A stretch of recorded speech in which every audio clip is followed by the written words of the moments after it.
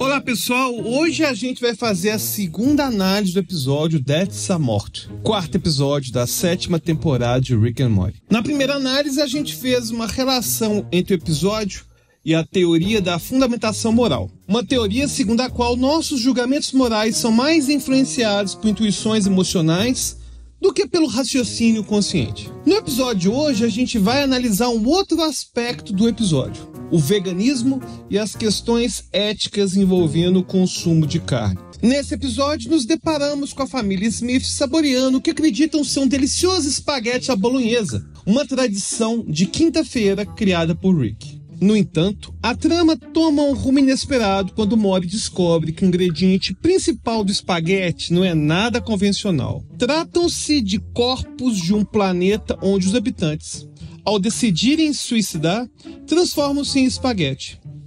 E isso nos leva a alguns questionamentos. Será que o prazer culinário pode justificar as origens moralmente complexas da nossa comida? É ético a gente apreciar algo quando a gente conhece sua proveniência problemática? É sobre essas questões que a gente vai falar no episódio de hoje. E caso você não me conheça, eu sou Alberto Delísola, professor de psicologia. E nesse canal, mergulhamos profundamente em temas de psicologia, filosofia e neurociência. E é claro, falamos também de Rick and Morty. Se você gosta de análises filosóficas da série, vai nas nossas playlists, porque tem uma playlist só sobre esse tema. E antes de a gente se aprofundar nos dilemas éticos propostos por consumir um espaguete tão diferente, vamos recapitular a trama de That's a Morte. E em seguida, vamos discutir as implicações das nossas escolhas alimentares e a moralidade que as envolve. A família Smith desfruta de tigelas de delicioso espaguete à bolonhesa supostamente feita para elas por Rick, todas as quintas-feiras. Infelizmente, como tende a ser o caso com situações que envolvem Rick, há uma reviravolta. Morty descobre que o espaguete vem de corpos mortos. Especificamente, corpos de um planeta onde as pessoas se suicidam e se transformam em espaguete. Na verdade, o melhor espaguete do universo. E aí Morty condena moralmente o espaguete Rick e vai até o planeta de onde vêm os corpos, o planeta espaguete. E apesar dos protestos de Rick, Morty explica a situação em um funeral de uma das pessoas que eles comeram. E ele também conta para sua família, embora fique irritado quando eles ficam mais desapontados com a perda das noites de espaguete do que pelo fato de estarem comendo pessoas. O presidente do planeta espaguete entra em contato com Morty depois de ouvir sobre a confissão no funeral e oferece a Morty um espaguete com uma fonte mais ética, de uma pessoa doente que procurou suicídio assistido e aceitou seu destino como comida. E aí Morty acha a ideia de estar comendo alguém que queria se tornar comida mais aceitável, e ele e a família voltam às suas antigas noites de espaguete. E Rick mostra que o espaguete agora é uma indústria global, com o espaguete suicida Morty, que é vendido por toda a galáxia. E Morty acha ético por haver mensagens dos que viraram espaguete, até descobrir que o governo incentiva a depressão para aumentar a produção. O presidente do planeta argumenta que fechar o comércio arruinaria a economia global.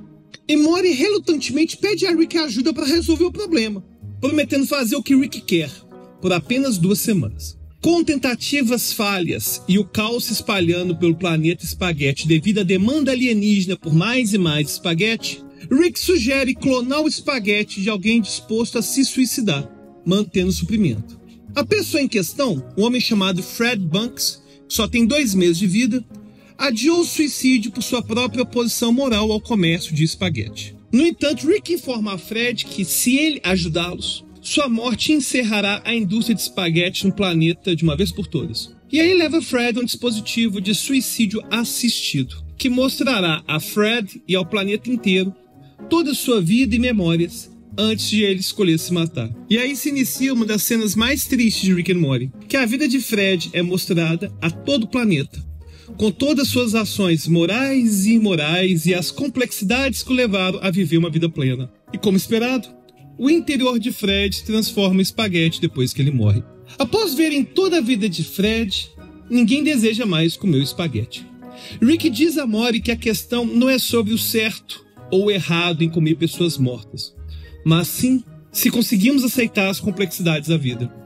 E Rick, auto-intitulado nihilista, perde o desejo pelo espaguete após conhecer a história de Fred. E a refeição da família Smith muda para o Beef Salisbury, também de origem duvidosa, mas que eles optam por ignorar isso devido ao sabor delicioso. E esse episódio claramente faz uma alusão às questões éticas envolvendo as origens da nossa comida. Será que estamos fazendo de forma parecida com a família Smith, preferindo ignorar a verdade? Na produção animal intensiva, o contato mais direto da maioria das pessoas, especialmente nas comunidades humanas modernas com os animais não humanos, acontece nas refeições. Nós os consumimos.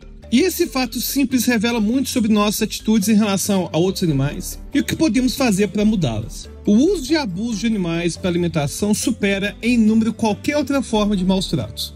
A cada ano, somente nos Estados Unidos, 34 milhões de vacas, 128 milhões de porcos, 2 milhões de ovelhas, 23 milhões de patos, 216 milhões de perus e 9,3 bilhões de frangos são mortos para alimentação, totalizando 9,7 bilhões de animais vertebrados terrestres. E é claro que os números globais são muito maiores. A Organização das Nações Unidas para a Alimentação e Agricultura estima que mais de 80 bilhões de aves e mamíferos são abatidos para alimentação a cada ano. E veja que eu estou falando apenas de abatedouros legalizados, né? Porque de acordo com a Associação Brasileira de Frigoríficos, estima-se que 50% da carne comercializada em algumas regiões do Brasil seja clandestina devido à falta de fiscalização. E seja clandestina ou não, um grande dilema ético envolvendo o consumo de carne é o fato de que estamos consumindo seres sencientes. E o estudo científico de animais tem até agora desempenhado um papel fundamental no consumo de carne. A comunidade científica usou seu conhecimento crescente sobre animais principalmente para manipular suas vidas de forma mais eficiente e a serviço da indústria. Contudo, esse mesmo conhecimento demonstrou, sem dúvida, que os animais são seres sencientes, que têm relações sociais complexas e padrões psicológicos sofisticados. Eles podem não ser tão inteligentes quanto a gente, mas também conhecem dor, medo, solidão e até uma forma primitiva de amor. Eles também podem sofrer e também podem ser felizes. E os problemas éticos não envolvem apenas o consumo da carne, mas também a forma cruel como muitos desses animais são abatidos.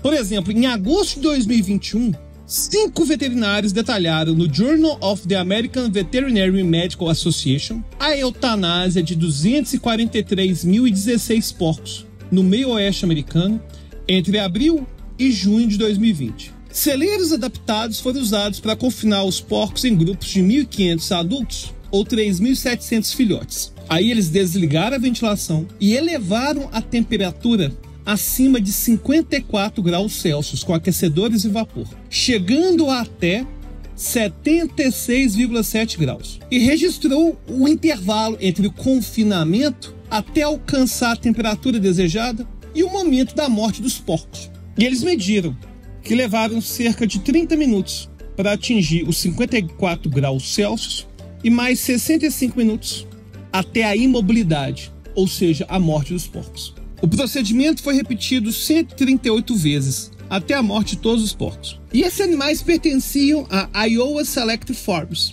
E essa prática não foi exclusiva dela, mas sim de vários produtores dos Estados Unidos, onde estima-se que cerca de 1 milhão de porcos foram abatidos dessa maneira em 2020. Tal medida foi devido ao fechamento de matadores durante a pandemia do Covid-19. E aí sim, outras alternativas para abate menos cruéis ou alojamento dos porcos decidiram matar os porcos desse jeito.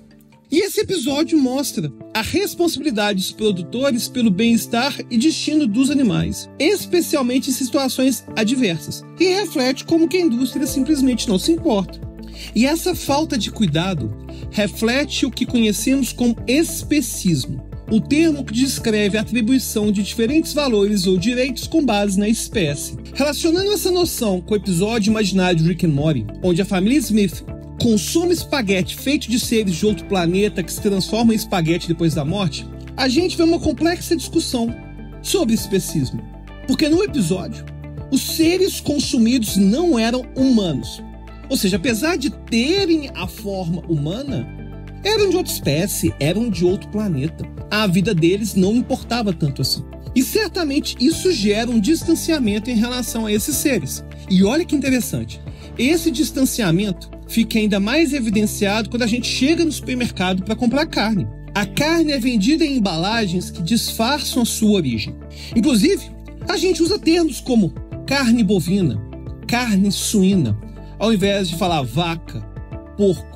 A gente se desvia da realidade que a gente está comendo carne. E esses disfarces verbais apenas raspam a superfície de uma ignorância mais profunda sobre a origem da nossa comida. E o episódio Rick and Morty brinca com isso, ao criar a latinha do espaguete do Morty, onde você consegue ler o espaguete do suicídio.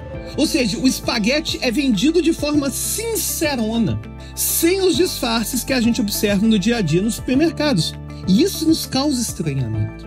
E outro aspecto interessante envolvendo o consumo de carne é a importância da carne em várias economias de países em desenvolvimento, como o próprio Brasil.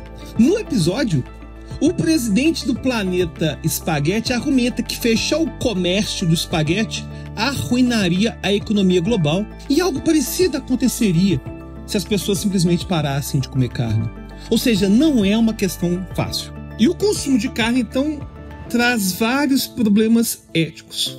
No entanto, assim como a família Smith, a maior parte de nós prefere continuar comendo o bife Salisbury, ignorando as suas origens. E eu queria saber qual que é a sua opinião sobre veganismo, sobre questões éticas envolvendo o consumo de carne. Você gostaria de mais um episódio abordando esse aspecto alimentar do Dead Samori? Deixa a sua sugestão nos comentários. E é claro, se você quiser conversar diretamente comigo e com a nossa comunidade, tem que virar apoiador do nosso projeto, né? Participe da nossa campanha do Apoia-se e a gente se vê lá no grupo de apoiadores. Até a próxima.